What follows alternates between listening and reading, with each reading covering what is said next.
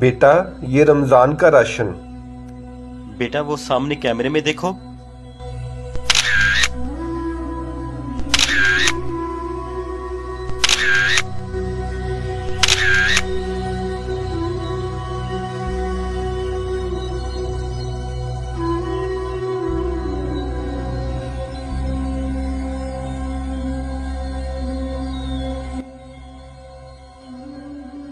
अब ये तस्वीरें सोशल मीडिया पे डाल देते हैं ताकि लोगों को पता लगे कि हम कितने नेक हैं। हाँ जल्दी करो जल्दी।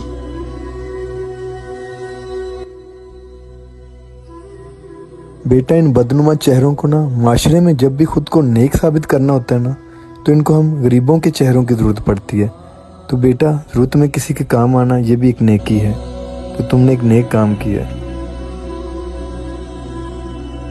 अगर आपको हमारा ये मैसेज अच्छा लगा हो तो शेयर ज़रूर कीजिएगा।